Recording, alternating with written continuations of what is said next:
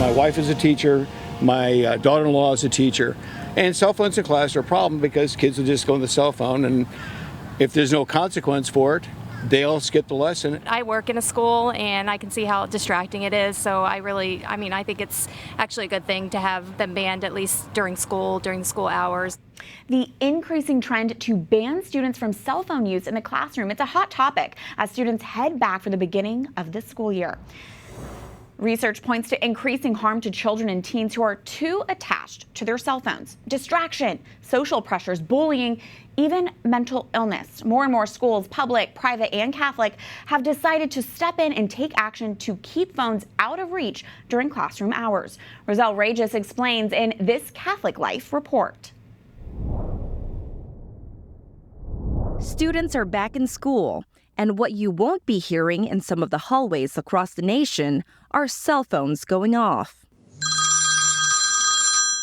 We asked people what their thoughts were on banning cell phones in school. As a grandmother, I think it's a great idea to ban cell phones. If parents are concerned about safety, give your child a flip phone. I think that's perfectly adequate. Let the teachers do their job and the kids do their job. I think it'll be helpful to provide an environment that's more natural for learning.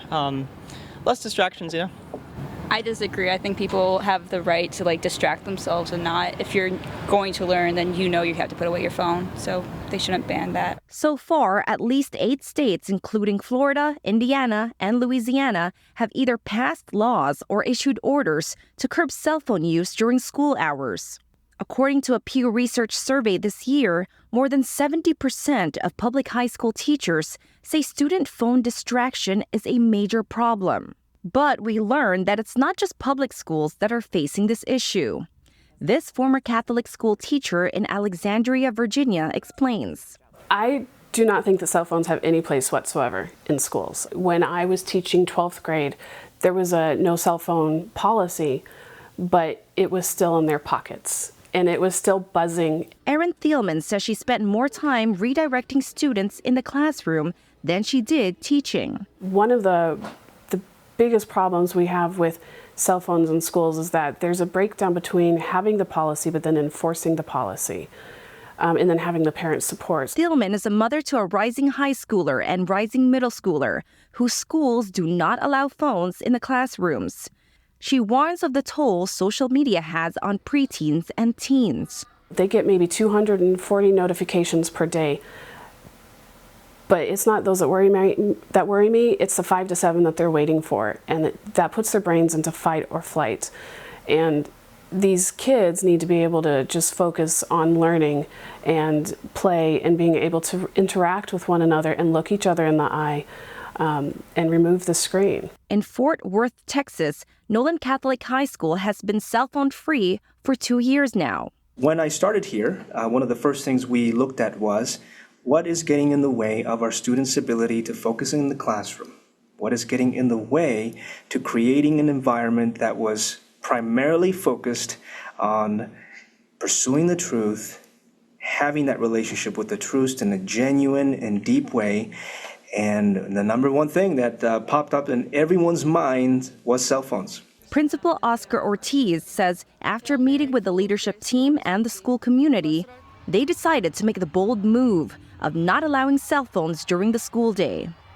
Every morning, cell phones must be stored in lockers, and students can't use their devices during breaks. If a phone is confiscated, a small fine must be paid. Ortiz is proud to say that the no cell phone policy has been working well for the school. So in every area, both academic and emotional, we saw significant gains.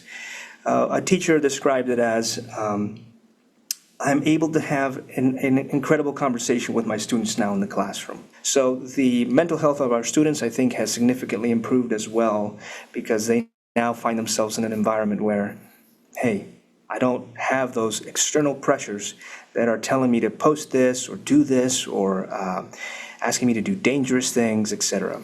Now at Nolan Catholic, our students are fantastic. Galen Catholic School in Iowa is hoping to do the same and will be starting the school year a bit differently. Principal Brian Paulson tells us after some cyberbullying incidents, students are no longer allowed to have their devices on them during the school day. We had some minor cyberbullying. It didn't happen in school, it happened outside of school. And we really stressed to the kids, even though it happened outside of school on your private time, it still affects everything that goes on within our school. We had some students that just did not feel welcomed or safe because of what was going on out there. So we were very honest with them. We're taking that piece away from you. Our main job as administrators in the school is to protect our kids and give them a safe place to learn. Galen Catholic School tested the proposal last spring, implementing a temporary cell phone ban during the fourth quarter of the 2023 to 2024 school year.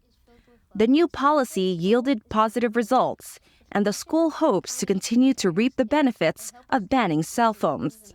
We've seen healthier conversations because they're not so misled by social media or pushed in one way or the other. They're actually respecting each other's opinions when they have that face-to-face conversation.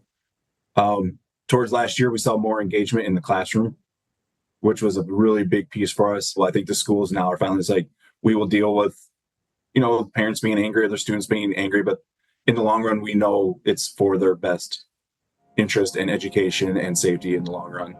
Roselle Reyes, EWTN News in Depth.